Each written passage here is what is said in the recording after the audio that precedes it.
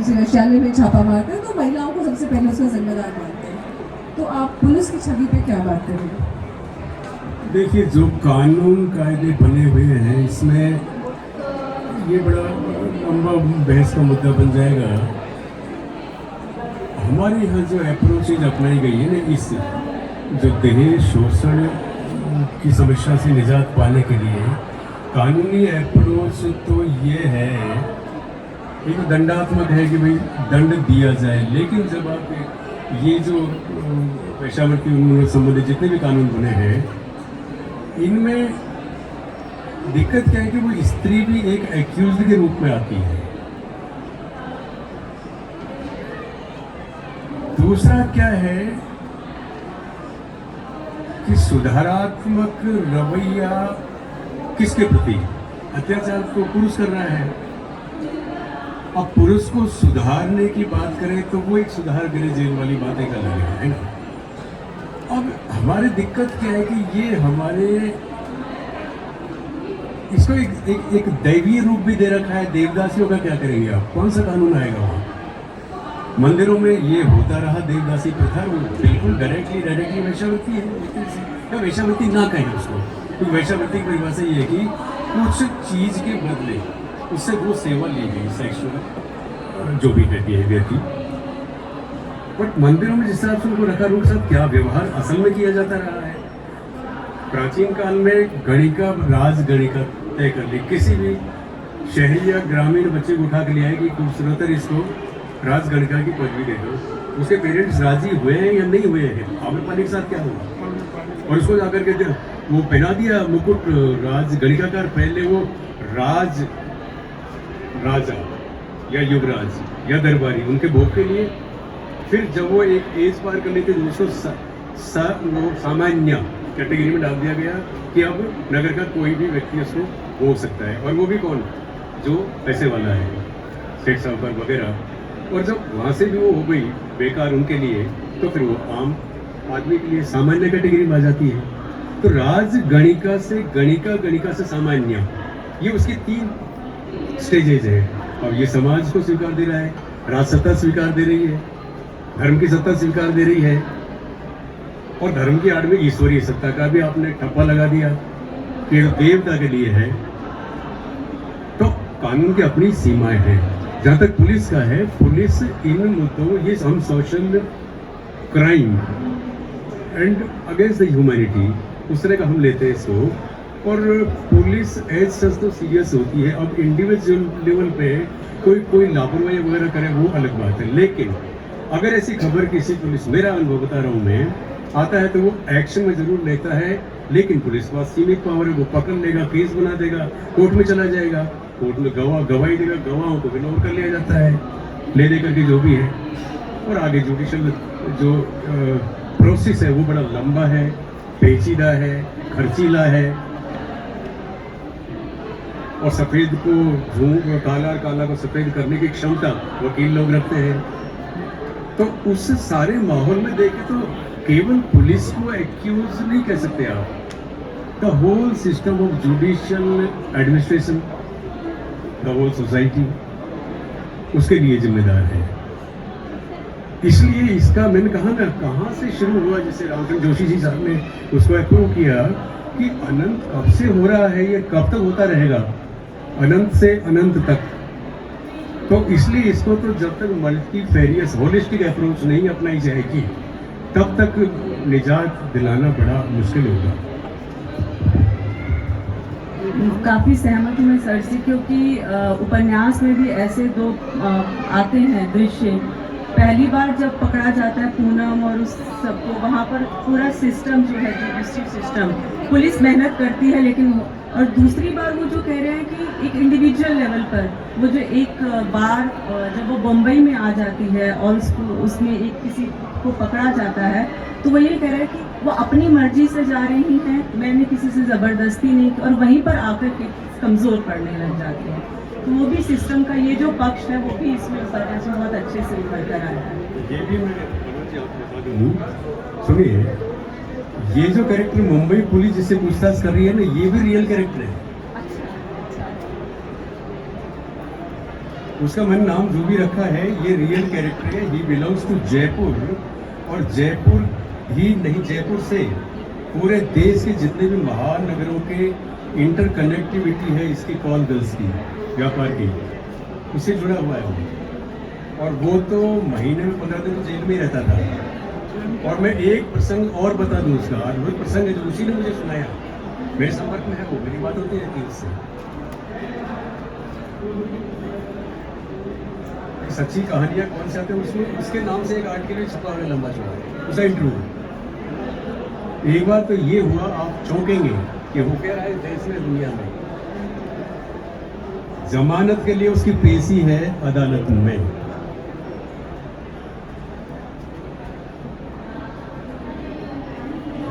कोई ये दुस्साहस ना करे कि वो कोर्ट की अवहेलना है, चूंकि मेरे पास रिकॉर्डेड वर्जन है उसका। अग्रवाल साहब, जोशी जी, बहुत इंपॉर्टेंट बात बता रहा हूँ, बड़ा बिल्कुल जैसे वो तहलका मच जाए। अदालत में पेशी है, पेशी से पहले उसने कहा कि मुझे जज साहब से मुलाकात करा दो।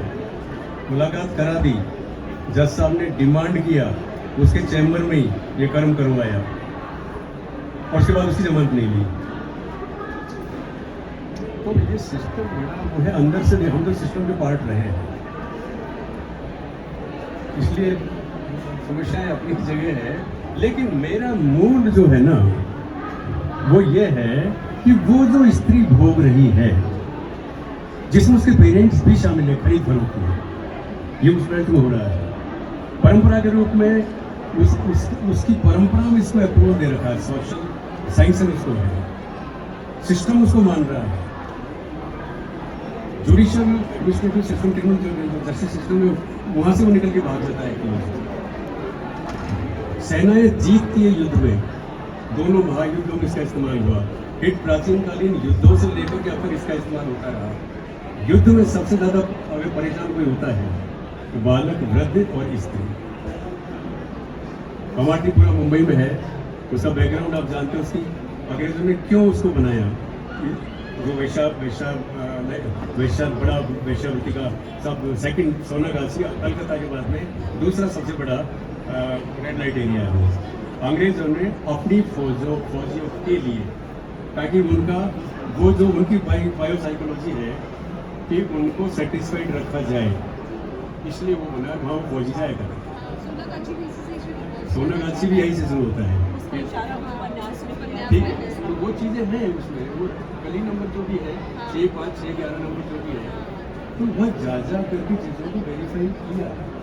और फिर अद्भुत बात देखो, सोनागाछी की मिट्टी से दुर्गा माता की प्रतिमा, जो उस मिट्टी का इस्तेमाल किया जाए। मेरे साथ मेरा एक सवाल उपन्यास के शिल्प को लेकर है। आपने शुरू में भी कहा, सुमन जी के प्रश्न के उत्तर में भी आपने कहा कि इस उपन्यास का मूल एक सत्य घटना से प्रेरित है, और क्योंकि आप पुलिस जैसे संवेदनशील विभाग में रहे हैं तो बहुत सारी चीज़ें आपके संज्ञान में रही हैं जिनको इस उपन्यास में काम में आपने लिया है और लेने का मोह होता है। लेकिन क्योंकि आप इस संवेदनशील विभाग में एक बहुत बड़े पद पर रहे हैं, तो मैं इस बात को भी समझ सकता हूँ कि वे सारी बातें जो आपके संज्ञान में थी उन्हें आप अब भी विभिन्न कारणों से नहीं लिख सकते। एक नैतिक और प्रोटोकॉल वाला वो सारी बातें आती हैं। तो मेरी जिज्ञासा ये है कि इस तरह की समस्याओं से आप उपन्यास में कैसे जूझिए। अग्रवाल साहब, माथा खराब हो जाता है, इसका यही जवाब है। सच्चाई को उगल नहीं सकते पूरी तरह, झूठ बोल नहीं सकते, लीपा पोती कहाँ तक करें, जुमलेबाजी आती नहीं, जाए तो जाए कहाँ। तो इसलिए वो अपने जो भीतर जो कुछ भी अनुभव, उनको कहीं न कहीं बाहर लाना पड़ता है। कहीं स्वप्नों को मैं इस्तेमाल करता हूँ, मैंने तीनों नॉवेल में स्वप्नों का इस्तेमाल किया है। गर्ष चित्रण अपनी जाता है, संवाद अपनी जगह, बाकी चीज़ें तो आप जानते हैं। लेकिन जो कुछ है ना उसको किसी ने लाना चाहता हूँ लेकिन नहीं आ पाता। बहुत कुछ है अंदर। और आप ठीक कह रहे हैं, कुछ लोग मुझे कहते हैं कि खास करके जो ट्राइबल राइटिंग में जो जिनका इंटरेस्ट है, ट्राइबल लिटरेचर में, कि सर अब आप काफ़ी वरिष्ठ हो गए हैं, उम्र के हिसाब से कहते होंगे वो, लेखन के हिसाब से नहीं। अब अपनी अपनी आत्मकथा, मैंने कहा देखा आत्मकथा लिखना तो बहुत खतरे से खाली नहीं है, क्योंकि उसमें ईमानदारी चाहिए। और मैं समझता हूँ बाबा गांधी भी पूरे ईमानदार नहीं हो पाए होंगे अपनी आत्मकथाओं में। स्वयं ने माना है कि नहीं। 1935 में उन्होंने सत्य के साथ प्रयोग को डिसकंटिन्यू किया और उन्होंने दिया कि आप इसके बाद मैं अपनी आत्मकथा नहीं लिखूंगा, क्योंकि उसमें मेरे जो अपने दोस्त हैं और मैं आपको के पब्लिक लाइफ में हूँ, कईयों के बारे में मुझे काफ़ी कुछ कहना पड़ेगा, इससे मेरा आंदोलन प्रभावित होगा, इसलिए इसके आगे मैं नहीं लिखता। 1935 के बाद उन्होंने लिखा ही है। ऐसा है सर, मैं इसलिए यहाँ एक प्रसंग और जोड़ रहा हूँ। ये तो आज मैं बड़े श्रद्धा के साथ में राजेंद्र यादव जी को याद करता हूँ, जो रामशरण जोशी से, प्रभा खेतान से, रमणिका गुप्ता से, इनसे वो चीजें बाहर ले आए। है ना, सुनिए, स्वीकृतियों, आत्मस्वीकृतियाँ और आत्मस्वीकृतियाँ ये थे। लेकिन मैं एक चीज यहाँ पे थोड़ा सा कहना चाहूँगा क्षमा के साथ।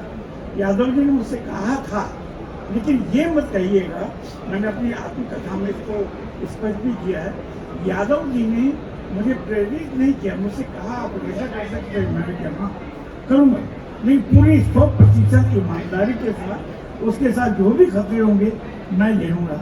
एक बात और आपको बता दूँ, जब उनके सामने ये मेरी मैन्युस्क्रिप्ट उनके पास पहुँची काफ़ी बड़ी, उनका जोशी जी से इसे आपके पर खचे हो जाएंगे, तो आप उसको पंडित जी, मुझे पंडित जी कहते थे कि पंडित जी इसको आप चाहें तो अभी ठीक कर लें।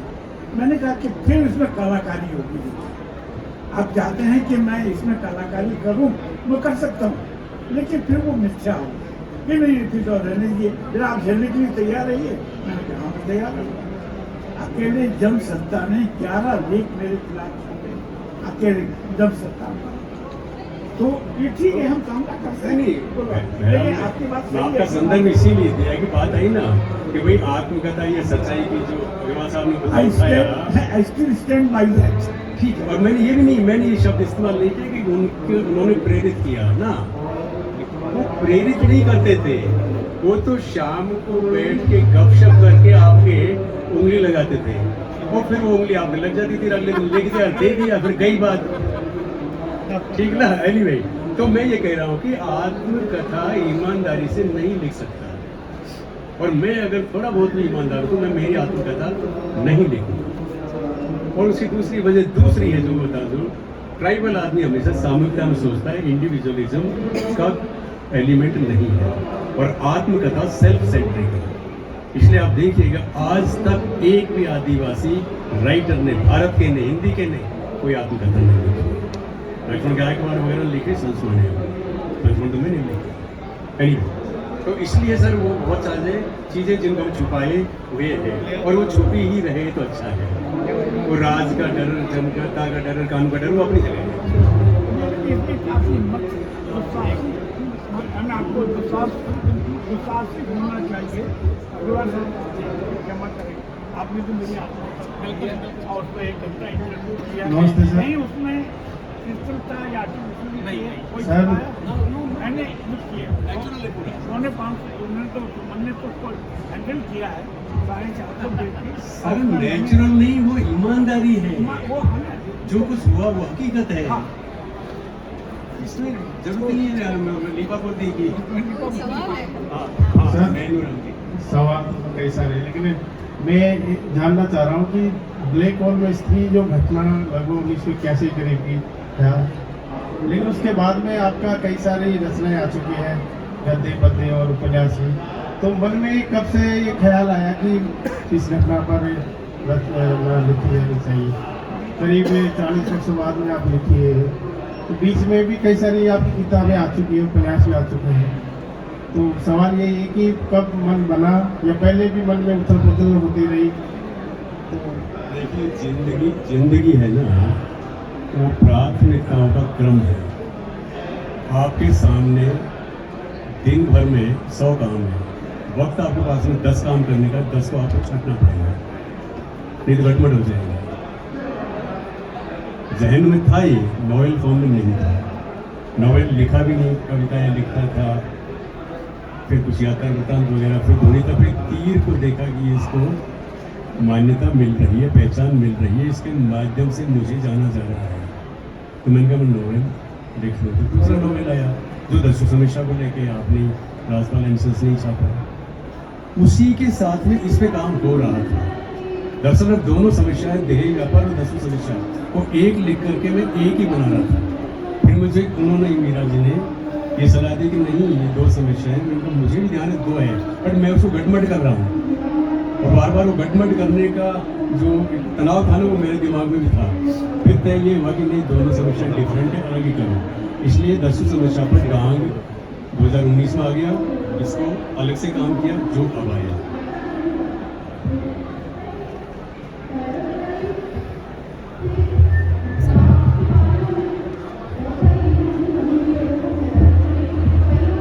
हम किताब पे इतनी बातें कर रहे हैं, अगर आप एक छोटा सा अंश इस किताब से पढ़ दें तो सबको सुनने में अच्छा लगेगा।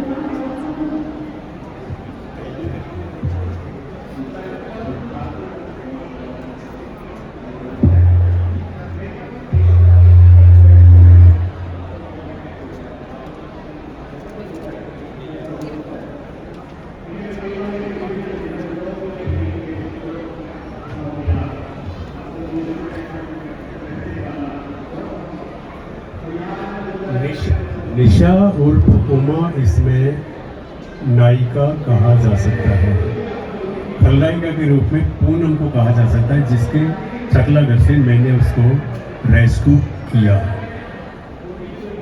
दूसरे और पात्र अपने अपने जगह आते हैं, वकील भी है, पत्रकार भी है, पुलिस वाले भी हैं, जनप्रतिनिधि भी हैं। अंत में ये जो निशा और उमा है, ये पूनम का भी हृदय परिवर्तन होता है, जिसने उससे इस त्रासद अवस्था में रखा। वो उसको माँ की तरह मानने लगती है, क्योंकि उसका स्मृति लोप हो जाता है। इसलिए मैं उसका जो असल जो है सेठ, जिसके यहाँ उसकी माँ भी रखेल थी, आगरा का, और उस सेठ के बड़े कुटुंब से रखने वाला एक युवक इसको भोगने के लिए आता है, इसका प्रेमी बन जाता है।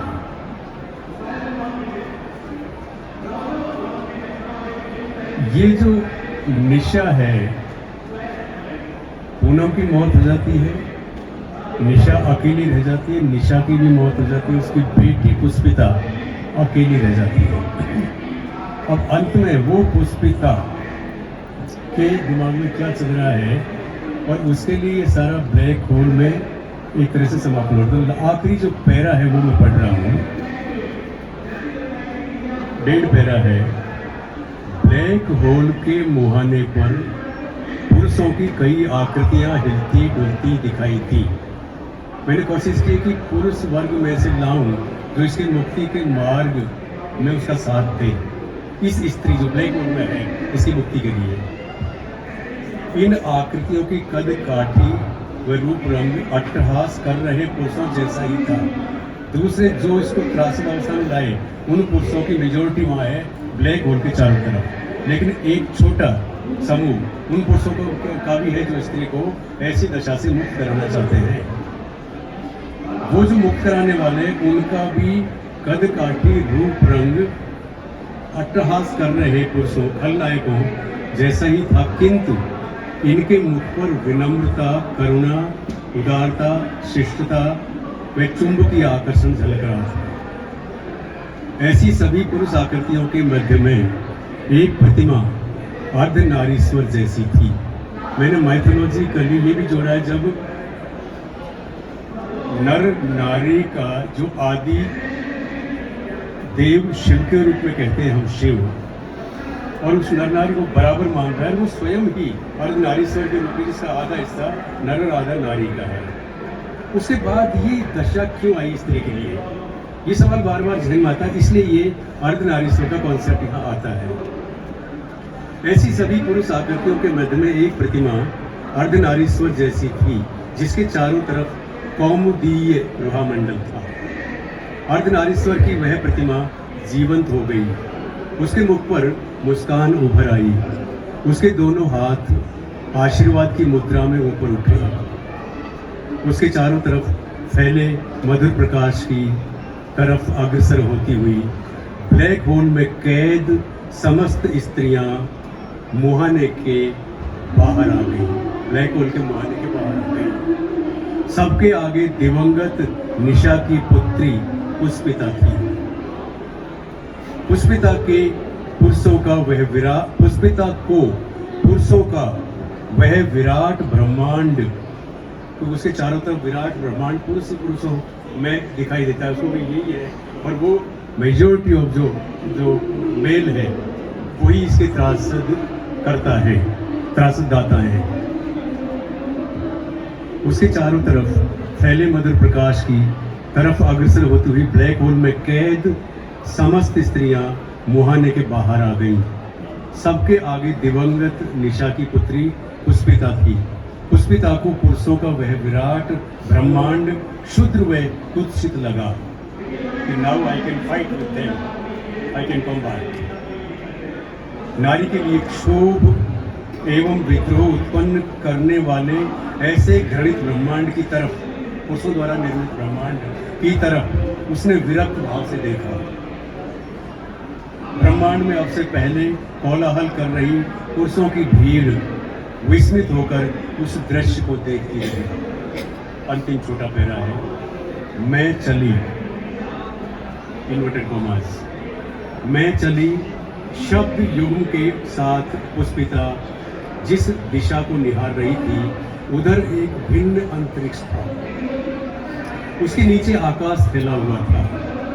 आकाश क्षितिजों के स्तंभों पर टिका हुआ था। क्षितिजों को छूती सागर की विराट जलराशि थी।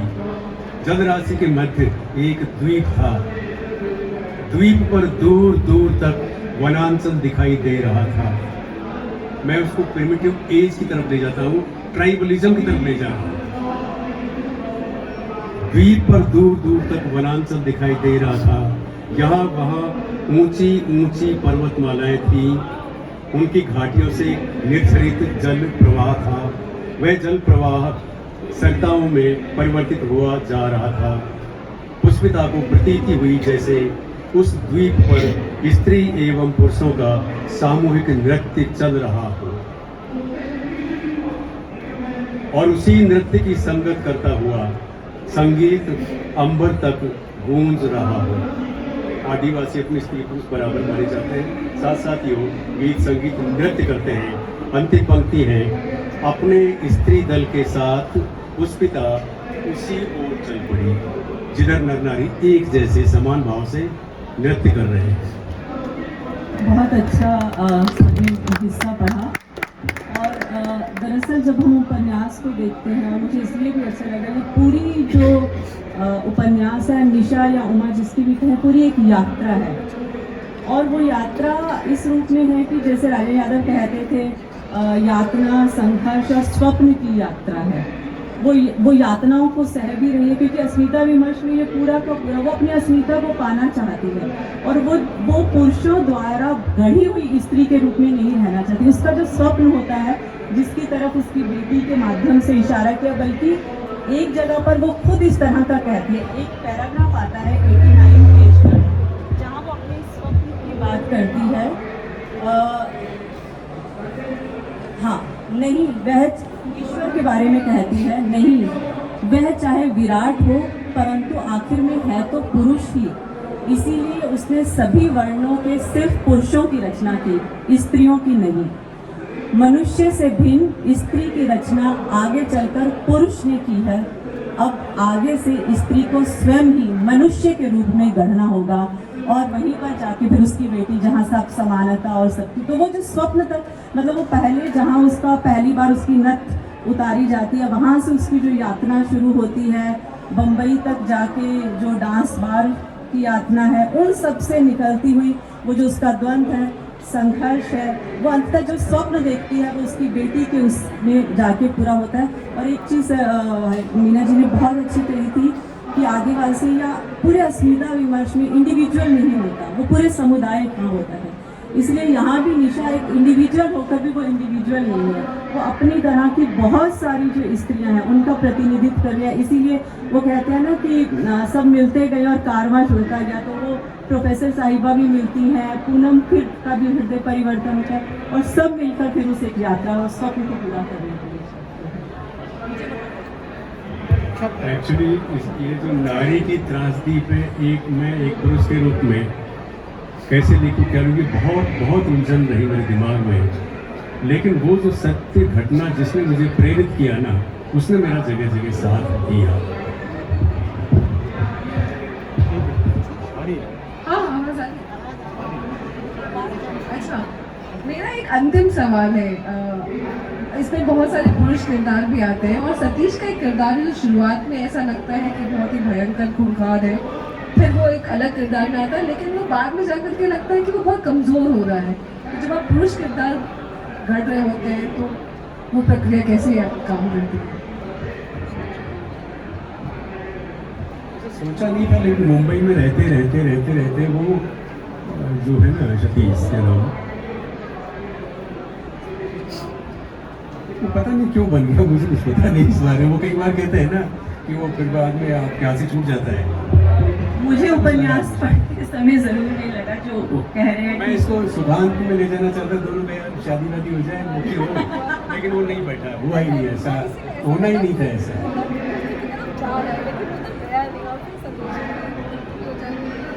वो दरअसल जिस स्वप्न की तरफ जाना चाह रहे थे, जहाँ पर स्त्री पुरुष समानता या वो अपनी गढ़ खुद बनाना चाह रही थी, वो जा वही रहा था। लेकिन वो जो एक गिल्ट हो कि समान गोत्र के या पितृकुल के होने के कारण वो जो आते हैं, वहाँ से उसका जो होता है वहाँ से वो बदल जाता है। लेकिन वो उसका दिखता है पूरा, क्योंकि वो बार बार आगे कदम बढ़ाता है, पीछे लेता है।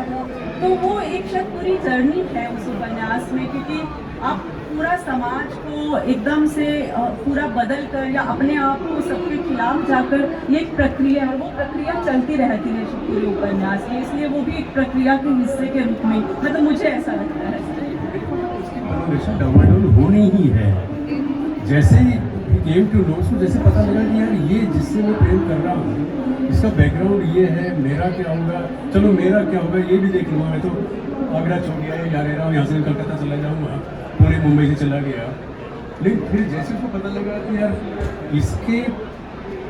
इसके पिता तो मेरे कुल कुटुंब से ताल्लुक रखते हैं, माँ चाहे उनके यहाँ खेलती है, लेकिन वो कहते हैं ना वो खून तो बाप का है।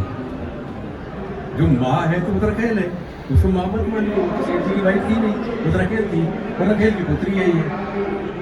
तो इसलिए उसका दिमाग खराब होना ही है। फिर ऐसे जिसका दिमाग खराब हुए उसको फिर जीने का अधिकार नहीं दिया मैंने, मर जाता है। कोई और सवाल अगर?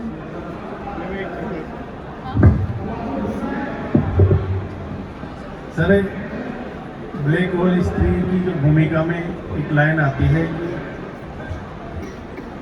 जो वेश्यावृत्ति है वो मृत्यु से भी बड़ा अपराध माना जाना चाहिए।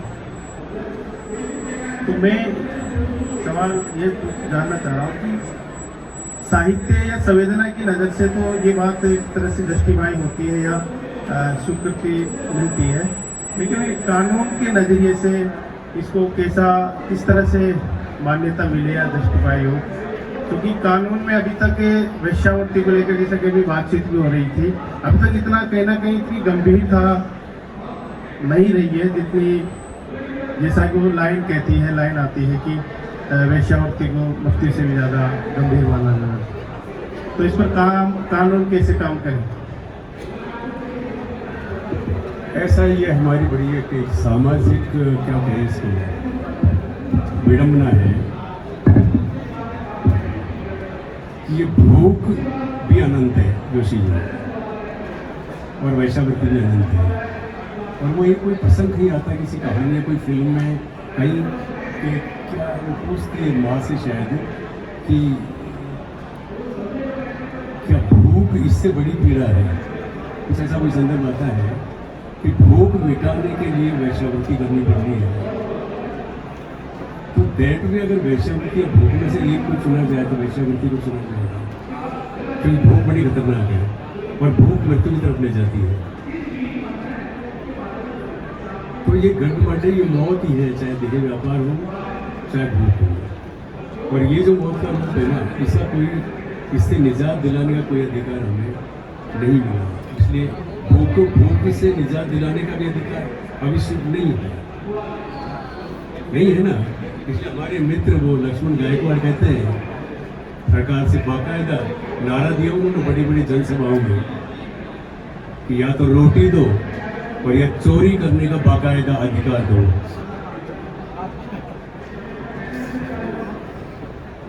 बहुत शुक्रिया सर इतनी अच्छी बातचीत के लिए, और आप सभी का बहुत शुक्रिया धैर्यपूर्वक हमारी बातचीत सुनने के लिए। शुक्रिया।